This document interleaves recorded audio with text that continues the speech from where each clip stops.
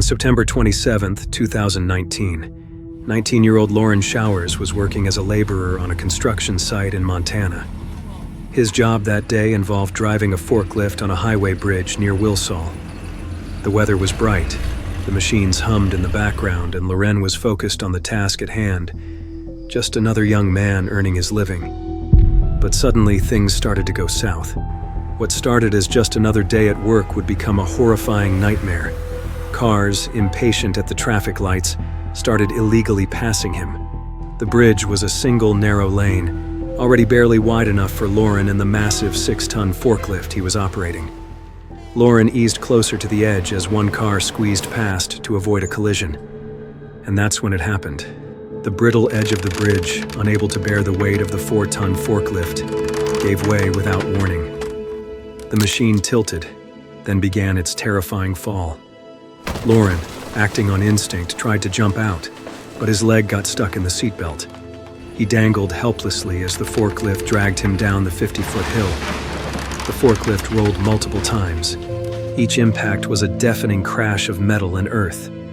Lauren hit the ground alive, but before he could even process what had happened, the massive machine came crashing down on top of him, crushing his body from the waist down. The scene was nothing short of horrifying. Rescuers rushed to free him from the twisted wreckage, but time was running out. How could anyone survive something so unimaginable? Today, I'm going to cover 7 shocking stories of workplace accidents that ended in unimaginable horror. These are not the typical tales of minor slip-ups and harmless mistakes.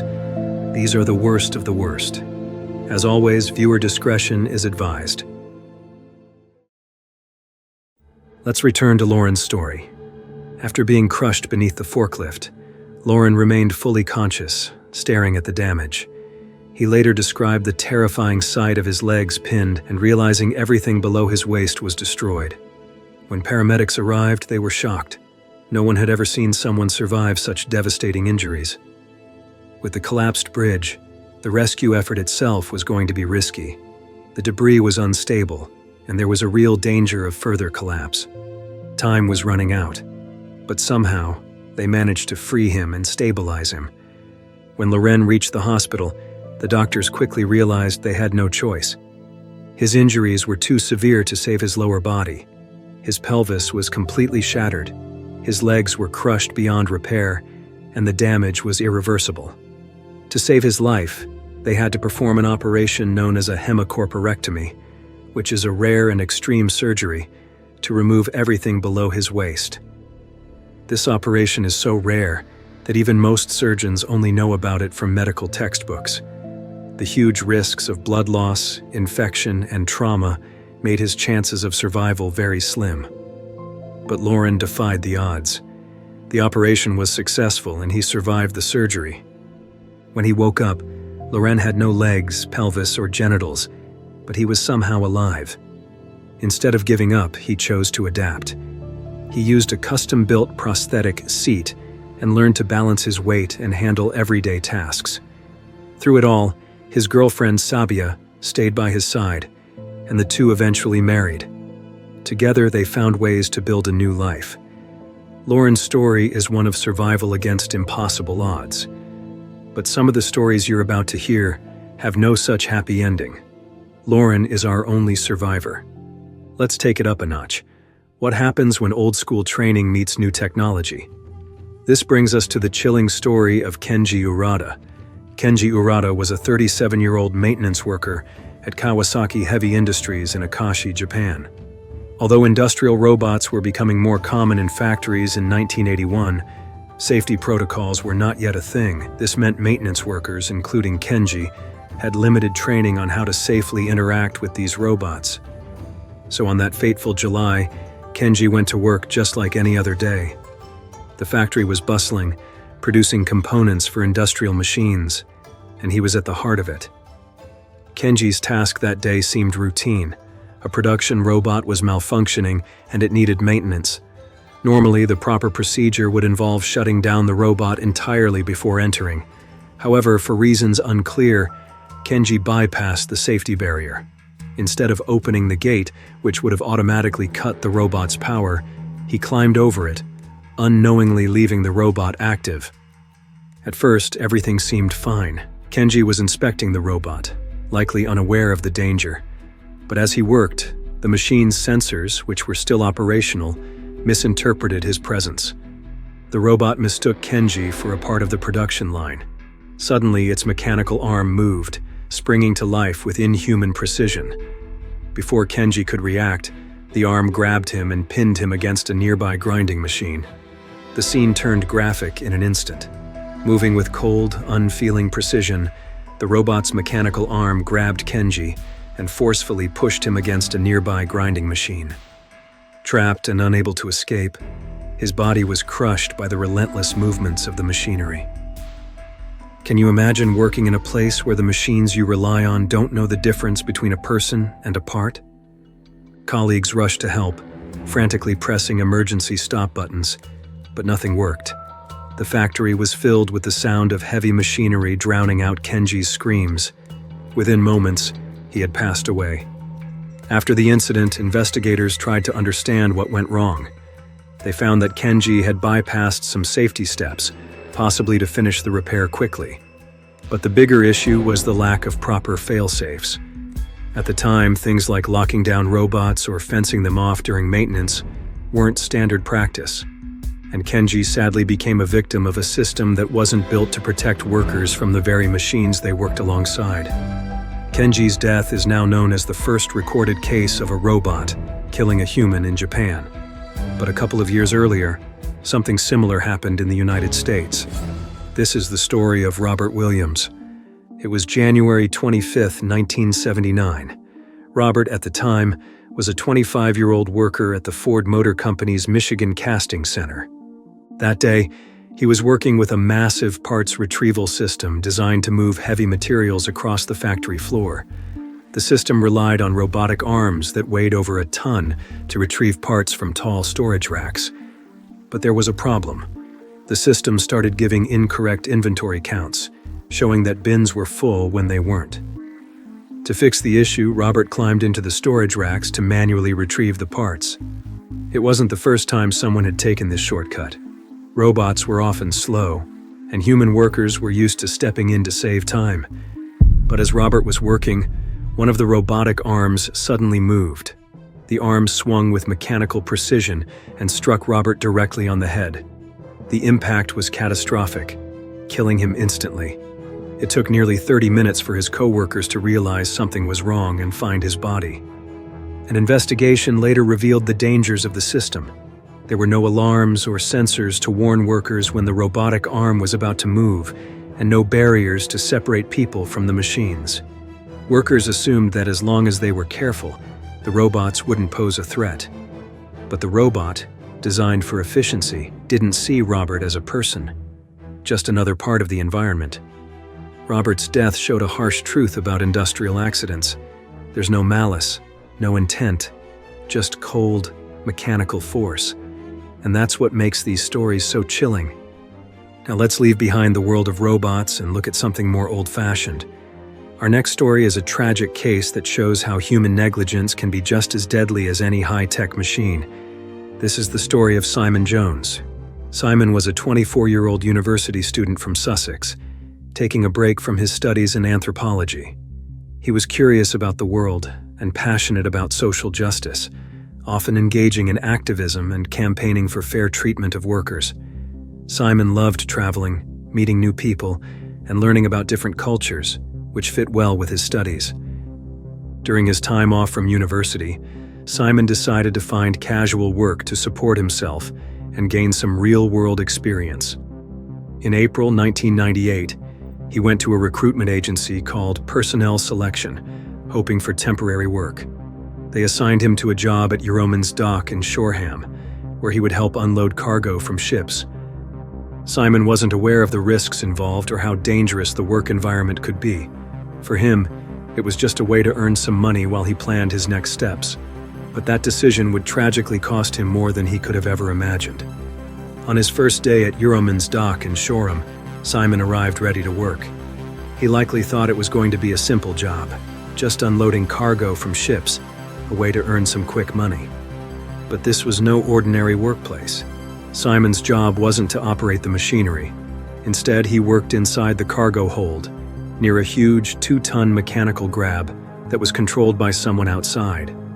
But the dock was a dangerous place, full of massive machinery, heavy cargo, and constant activity. It was a place where one mistake could cost a life. Simon was assigned to work inside the hold of a ship. This meant going deep into a confined space where the cargo was loaded and unloaded. Above him, the mechanical grab was used to move large quantities of cargo. This piece of machinery wasn't something just anyone could work around. It required training and experience to understand its movements, its dangers, and how to stay safe near it. But Simon didn't have that training. No one had briefed him on the risks or how to stay safe. No one gave him a hard hat or any kind of protective equipment. He was sent straight into one of the most hazardous areas of the dock, with no preparation at all. The job that day required the grab to lift cargo out of the hold. Simon was working directly in its path, but no one stopped to think about what might happen. Maybe the operators assumed Simon knew what he was doing, or maybe they didn't even realize he was down there. Whatever the case, no precautions were taken to ensure his safety. Then, the unimaginable happened. The massive grab, controlled by someone outside the hold, activated while Simon was still inside. It began its usual routine, moving with cold, mechanical precision. But this time it wasn't just cargo in its path, it was Simon. The metal jaws of the grab descended on him, crushing him instantly. The force was unimaginable, and there was nothing anyone could do to stop it in time. Workers nearby could only watch in horror as the machine carried out its programmed task, unaware it had just taken a life. The scene left everyone stunned. Emergency responders arrived to find Simon's body and a workplace that had completely failed him. Investigations revealed just how badly the system had failed. Simon hadn't been trained, hadn't been warned, and hadn't been protected. He had been placed in one of the most dangerous parts of the dock without any of the safeguards you'd expect in such a high-risk job. There were no alarms to warn when the grab was about to move. No one had checked to see if it was safe for Simon to be on the hold. It wasn't just a tragic accident, but a complete failure of responsibility. Simon's death didn't have to happen. It was the result of negligence, a workplace that put speed and efficiency over basic safety, and a system that treated casual laborers like they were disposable. The scandal that followed Simon's death shocked the public and led to an outcry for justice. It became clear that the recruitment agency, personnel selection, and Irwin, the company running the dock, had failed to protect him.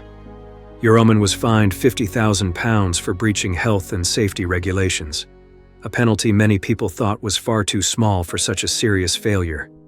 Simon's family, heartbroken by his death, started the Simon Jones Memorial Campaign to push for better safety rules and expose companies that put workers in danger. Sadly, his death was not the last of such tragedies.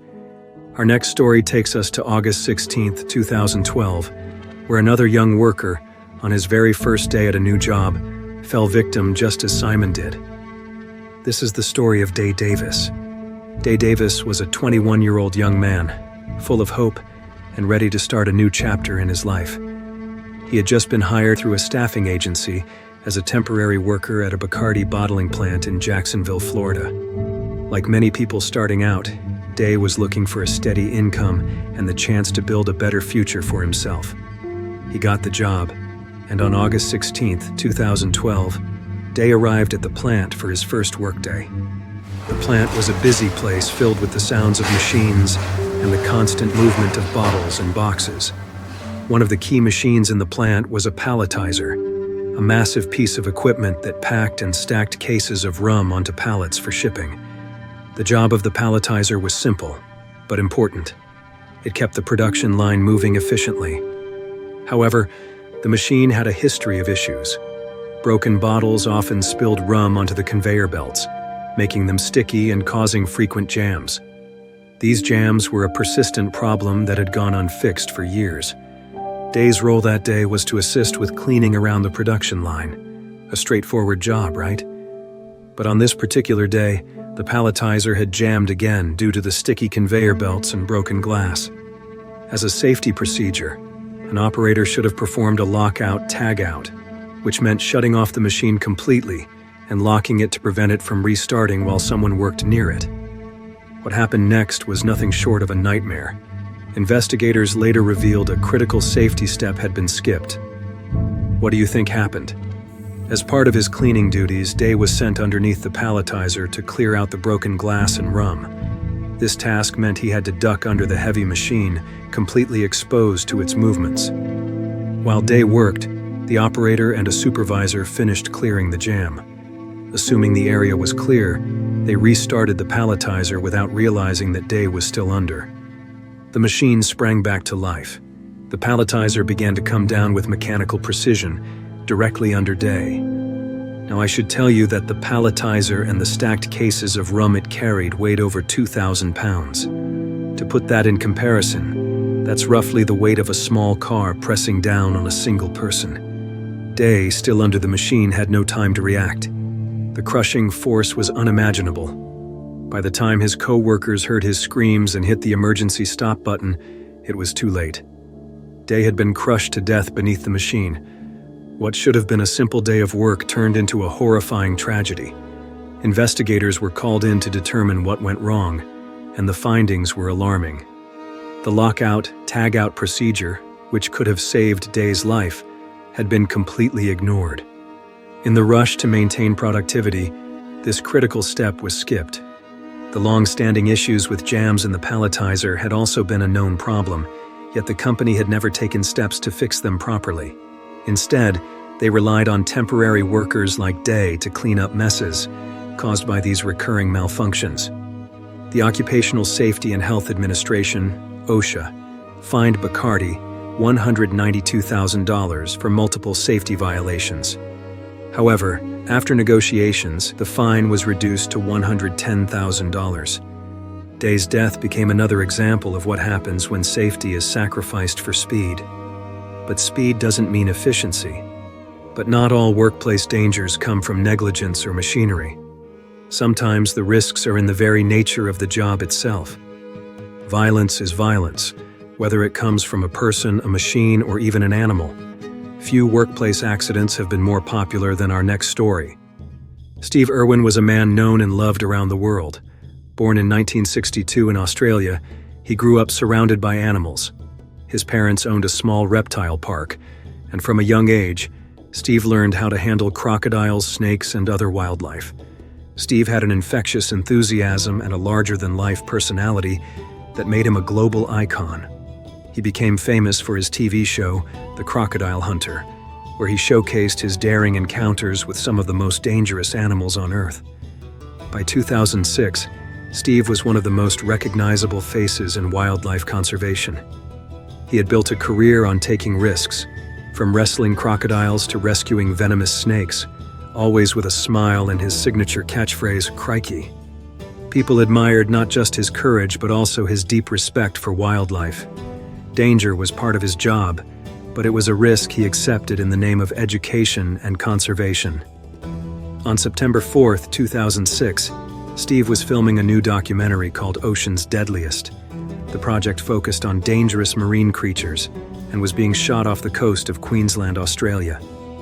That day, the crew was filming in shallow water, capturing footage of marine life for the documentary.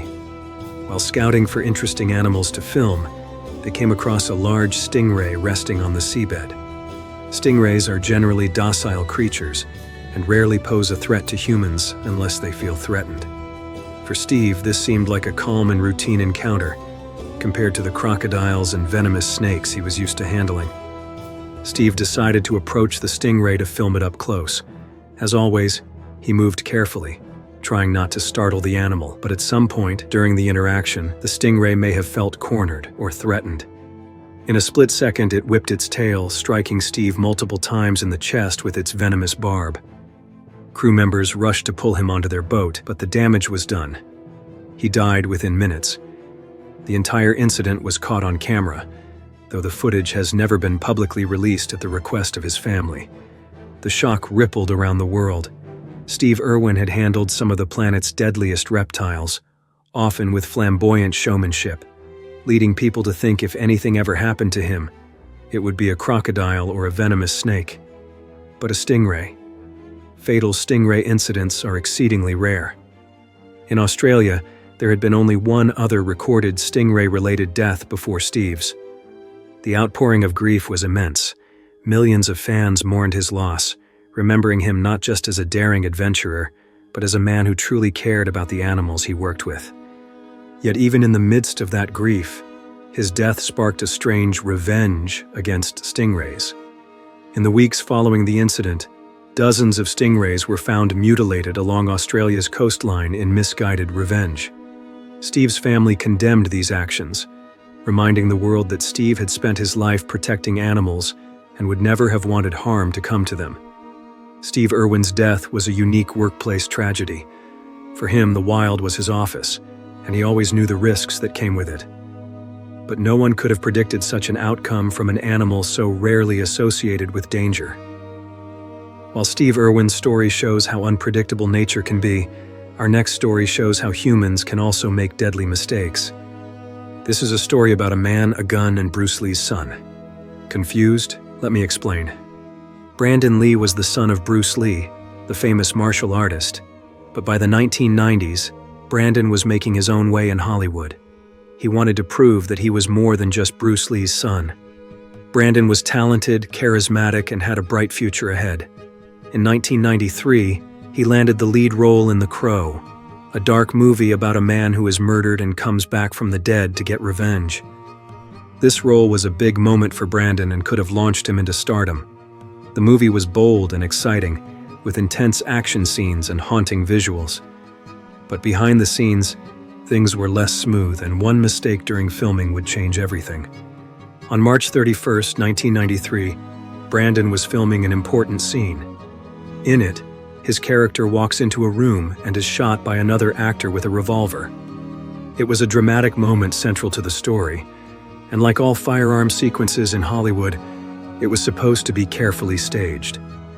The gun used in the scene was loaded with blanks, rounds that create the sound and flash of a gunshot without firing an actual bullet.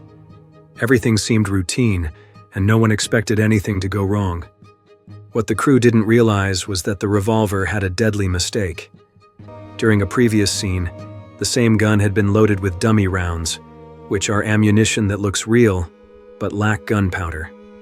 They are typically used for close-up shots where the bullets in the cylinder are visible. One of those dummy rounds had gotten stuck in the barrel of the gun, a condition known as a squib load. This should have been caught during a thorough inspection, but it wasn't. When the gun was loaded with blanks for Brandon's scene, the crew unknowingly set the stage for disaster. Blanks don't contain a bullet, but they still generate enough force to propel anything lodged in the barrel. When the trigger was pulled, the blank round fired, pushing the stuck dummy bullet out of the barrel with lethal velocity. The projectile struck Brandon in the abdomen, causing catastrophic internal injuries. At first, no one on set understood what had happened. Brandon fell to the ground as scripted, but when he didn't get up, the crew realized something was wrong. Chaos erupted as people scrambled to help him. He was rushed to the hospital, where doctors worked tirelessly to save his life. Tragically, the damage was too severe. Brandon Lee died later that day at just 28 years old. Investigations quickly uncovered the series of mistakes that led to the fatal accident. The film's weapons specialist had not been on set that day, and safety protocols for handling the gun had been neglected. A simple inspection could have revealed the blocked barrel, but in the rush of production, it was overlooked.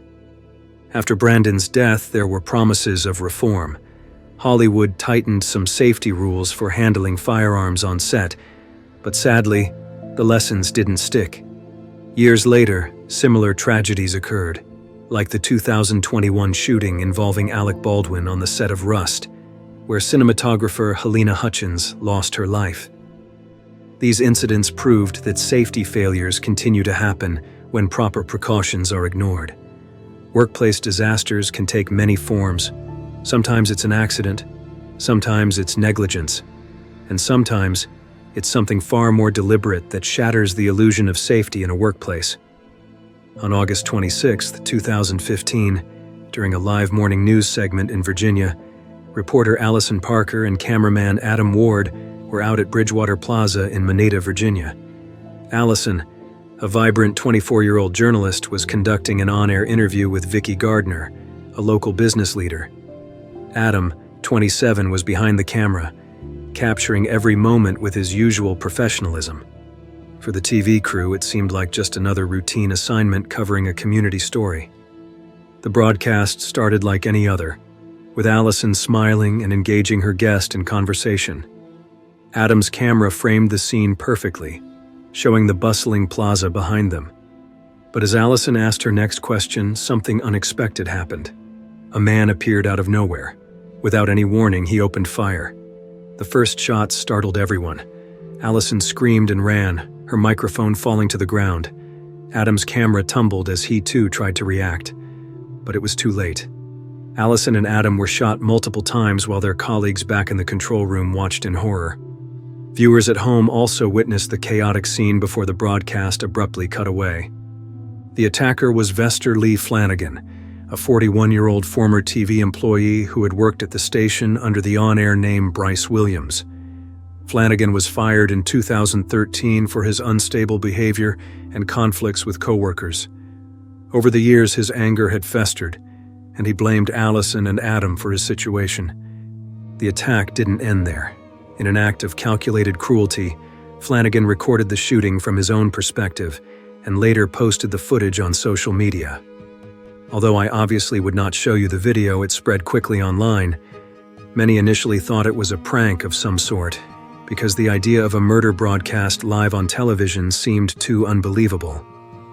But it wasn't. It was real, and the reality was sickening. This story was a reminder that workplace violence can strike anywhere, even in environments where people feel safe. For those who knew Allison and Adam, their loss was deeply personal, and it was a scary wake-up call to the world about the fragility of safety. So far, we've talked about individual tragedies and targeted attacks, but what about disasters on a massive scale? This is the story of Rana Plaza. Rana Plaza was an 8-story commercial building in Dhaka, Bangladesh.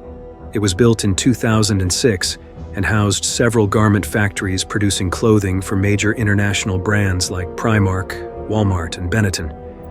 Thousands of workers, mostly women, worked long hours in the building, sewing garments that would eventually be sold in stores worldwide. For many of these workers, the job was their lifeline. It provided a small but essential income in a country where opportunities were hard to come by. By April 2013, Rana Plaza had become a bustling hub of activity. But the building wasn't meant to house factories. It had originally been designed for shops and offices, but it was poorly built and had many problems. Floors had been illegally added, and the materials used were substandard. On April 23, 2013, workers saw something alarming. Large cracks had appeared in the walls and pillars of the building. The cracks were so big that authorities ordered an evacuation, and shops and offices on the lower floors shut down. But for the garment factories on the upper floors, things were different. The factory owners, who were likely under pressure to meet production deadlines for their international clients, insisted that work must go on. Workers were told to return the next day or lose their jobs. Despite their fears, many reluctantly agreed, worried about unemployment. No proper investigation was carried out to check the cause of the cracks. The building's owner claimed it was safe, and many workers accepted these reassurances. Without any official inspection, thousands of workers returned to what would soon become a death trap. The morning of April 24, 2013, started like any other. Thousands of workers filed into the building, taking their places at sewing machines as supervisors urged them to meet their quotas. But just before 9 a.m., disaster struck. The building made a deep, groaning sound, as if it was struggling to hold itself together. Then, in an instant, everything gave way. What followed was chaos. 8 stories of concrete slabs, steel beams, and tangled wiring collapsed like a stack of cards being knocked over. The sound was deafening, a thunderous roar of cracking concrete and screeching metal, mixed with the terrified screams of thousands of workers inside. The collapse filled the air with thick gray dust, making it hard to see or breathe. Over 3,600 people were trapped beneath the rubble of what had been a lively workplace. Muffled cries for help echoed from beneath the debris, a scene of total destruction littered with fragments of sewing machines, clothing, and shattered lives. It was a nightmare that came to life. The collapse may have seemed sudden, but was it really? I mean, those cracks in the walls and pillars were practically screaming, "Something bad is about to happen." It wasn't like there was no warning. I think it's one of those situations where people ignored the signs because they didn't want to believe something so catastrophic could actually happen. Or maybe they just didn't care enough to act. I don't know, but it makes you wonder how much could have been avoided if someone had taken those cracks seriously.